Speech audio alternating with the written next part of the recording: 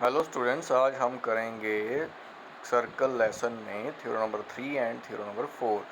तो theorem number 3 से start करते हैं। थ्योरम नंबर 3 में है the perpendicular from the centre of a circle to a chord bisect the chord.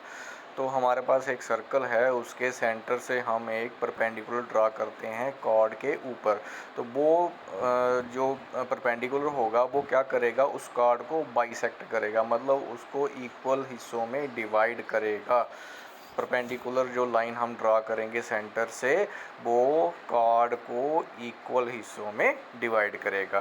तो जैसा कि आप डायग्राम में देख रहे हो कि मेरे पास एक सर्कल है जिसका सेंटर O है, और वहाँ से मैंने परपेंडिकुलर ड्रा किया है OL PQ के ऊपर। PQ हमारी कॉर्ड है, PQ कॉर्ड के ऊपर मैंने OL परपेंडिकुलर ड्रा किया है। मुझे क्या बताना है कि ये जो परपेंडिकुलर है OL, इसका नाम है, तो ये L के ऊपर क्या करेगा, PQ को बाइसेक्ट करेगा, मतलब PL इक्वल्स टू QL होना चाहिए। तो तब ये जो परपेंडिकुलर है OL वो कॉर्ड PQ को बाइसेक्ट करेगा। तो स्टार्ट करते हैं गिवन से। तो गिवन में हमारे पास इस थ्योरम में क्या है, OL is the perpendicular from the centre O of a circle to a chord PQ as shown in figure. मतलब फिगर में हमारे पास एक सर्कल है जिसका सेंटर O है, और उस सेंटर से OL क्या ड्रा कर रहे हैं, हम परपेंडिकुलर ड्रा कर रहे हैं किसके ऊपर, कॉर्ड PQ के ऊपर। टू प्रूव, मतलब हमें क्या साबित करना है, हमें क्या प्रूव करना है, हमें बताना है ये जो परपेंडिकुलर है OL वो क्या करेगा, बाइसेक्ट करेगा PQ को, that is PL equals to QL हमने बताना है। तो इसके लिए हम क्या करेंगे, ज्वाइन करेंगे OP को और OQ को, OP और OQ को हम ज्वाइन करेंगे, ये कंस्ट्रक्शन में आ जाएगा। तो फिर आता है प्रूफ। तो प्रूफ में हम क्या करेंगे, हम ट्राइंगल ले लेंगे OPL और OQL। तो ये दोनों जो है राइट ट्राइंगल हैं, तो इसका मतलब angle OLP is equals to angle OLQ होगा। क्यों? क्योंकि OL जो है वो परपेंडिकुलर है PQ के ऊपर, तो ये दोनों एंगल जो हैं ये 90 डिग्री होंगे, तो इसलिए angle OLP is equals to angle OLQ हो गया। और OP जो है वो OQ के इक्वल होगा। क्यों होगा? क्योंकि ये दोनों रेडियाई हैं सेम सर्कल के, ये सेम सर्कल के रेडियस हैं, इसलिए ये दोनों इक्वल होंगे। और OL इक्वल्स टू OL, तो ये दोनों ट्राइंगल में कॉमन साइड है, तो इसलिए ये तो इक्वल होगी, तो ये भी इक्वल हो गया। तो इसका मतलब triangle OPL congruent to triangle OQL हो गई। बाय कौन से रूल से? बाय RHS मतलब राइट हाइपोटेन्यूज एंड साइड। तो RHS मतलब पहले देखो आप, राइट एंगल मैंने इक्वल बताया, फिर जो दूसरा मैंने दोनों रेडियाई इक्वल बताई वो दोनों हाइपोटेन्यूज हैं दोनों राइट ट्राइंगल की। और जो एक साइड हमने इक्वल बताई वो OL इक्वल्स टू OL वो कॉमन है, तो बाय RHS रूल दोनों ट्राइंगल क्या होगी, कॉन्ग्रुएंट। जब दोनों ट्राइंगल कॉन्ग्रुएंट हो गए तो इसके कॉरस्पॉन्डिंग पार्ट्स इक्वल होंगे। तो PL के कॉरस्पॉन्डिंग कौन है, QL। तो this implies PL equals to QL। क्यों? By CPCT। तो अगर PL इक्वल्स टू QL हो जाए तो इसका मतलब OL क्या कर रहा है, बाइसेक्ट कर रहा है PQ को। तो इसका मतलब OL बाइसेक्ट PQ, और यही हमें प्रूव करना था, हैंस प्रूव। तो इसी के साथ क्वेश्चन ये थ्योरम नंबर 3 हो गई। अब चलते हैं थ्योरम नंबर 4 के ऊपर। तो थ्योरम नंबर 4 में हमने क्या करना है, थ्योरम नंबर 4 में है the line joining the centre of a circle to the mid point of a chord is perpendicular to the chord. तो थ्योरम नंबर 4 जो है वो अपोजिट है थ्योरम नंबर 3 के, मतलब उसका कन्वर्स है। तो पहले में हमें क्या दिया था, पहले में हमें परपेंडिकुलर दिया था, पहले में हमें उसने कहा कि ये जो सेंटर से लाइन ड्रा हो रही है कार्ड के ऊपर वो परपेंडिकुलर है। इसमें वो ये नहीं कह रहा है कि वो परपेंडिकुलर है, इसमें वो कह रहा है कि एक लाइन जो है सर्कल के सेंटर से कार्ड के मिड पॉइंट को ज्वाइन करती है। तो कार्ड के मिड पॉइंट को ज्वाइन करती है, आप बताओ कि वो जो लाइन ज्वाइन कर रही है वो परपेंडिकुलर है।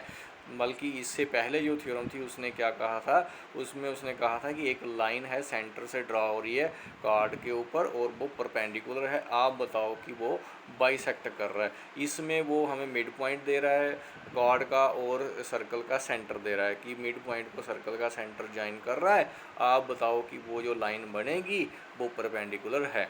तो स्टार्ट करते हैं। गिवन में हम लिखेंगे OP is the line joining the centre O of the circle to the mid point P of the chord AB। तो गिवन में हमारे पास एक लाइन है जो कि ज्वाइन कर रही है किसको ज्वाइन कर रही है, सर्कल के सेंटर को ज्वाइन कर रही है ओ को, और मिड पॉइंट को ज्वाइन कर रही है लाइन सेगमेंट ए बी को। मतलब ये ए बी जो लाइन सेगमेंट है ये कार्ड है, तो कार्ड ए बी को वो ज्वाइन कर रही है एट पॉइंट पी के ऊपर, एज शोन फिगर में आप देख सकते हैं। तो टू प्रूव हमें क्या करना है, हमें बताना है कि ये जो लाइन है ओ पी ये परपेंडिकुलर है ए बी के, हमें बताना है कि ये इसके परपेंडिकुलर है। तो हम थोड़ी सी कंस्ट्रक्शन करेंगे। कंस्ट्रक्शन में हम क्या करेंगे, ओ ए और ओ बी को ज्वाइन कर लेंगे। ओ ए और ओ बी को ज्वाइन कर लिया, ये कंस्ट्रक्शन वर्क हो गया। उसके बाद चलते हैं हम प्रूफ के ऊपर। तो प्रूफ में क्या करेंगे, हम दोनों ट्राइंगल कंसीडर कर लेंगे, O A P and O B P. दोनों ट्राइंगल ले ली। आप देख सकते हैं इसमें ओ ए और ओ बी इक्वल होगा। क्यों इक्वल होगा, अब आपको पता ही है कि ये दोनों जो हैं ये रेडियाई हैं, radii of the same circle. और O P is equals to O P होगा। क्यों होगा, क्योंकि ये कॉमन साइड है दोनों ट्राइंगल की। और A P is equals to B P होगा, ये गिवन में दिया है, उसने कहा है कि ये मिड पॉइंट है, P is the mid point of A B. तो इसका मतलब ये तीनों साइडें दोनों ट्रायंगल की कॉरस्पॉन्डिंग साइडें इक्वल हो गई। तो इसका मतलब triangle O A P congruent to triangle O B P हो गया।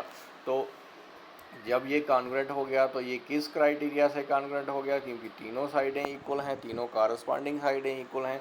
तो by side criteria of congruency दोनों triangle O A P congruent to triangle O B P हो गया।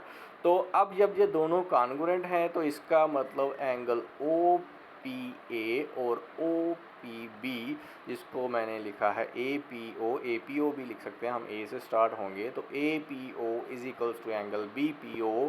क्यों होगा, by C P C T corresponding parts of congruent triangle. जब दो ट्राइंगल कॉन्ग्रुएंट हो जाती हैं तो उनके कॉरस्पॉन्डिंग पार्ट्स जो हैं वो इक्वल होते हैं, तो इसलिए angle A P O is equals to angle B P O हो गया।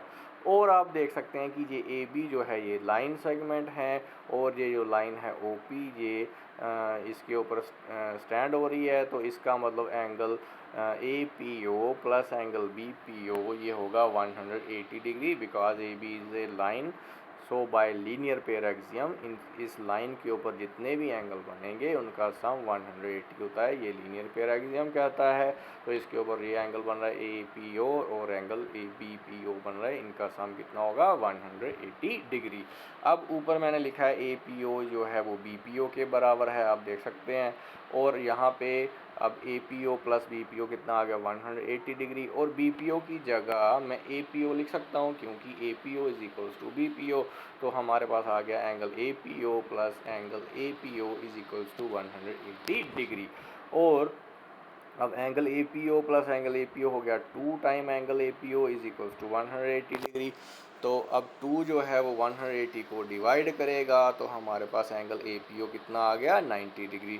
तो जब हमारा angle A P O 90 degree आ गया तो इसका मतलब ओ पी क्या है, O P is perpendicular to A B. तो यही हमें प्रूव करना था, हैंस प्रूव्ड। इसी के साथ थ्योरम नंबर 4 भी हो गई। तो आज हम 2 ही थ्योरम करेंगे, नेक्स्ट हम कल करेंगे।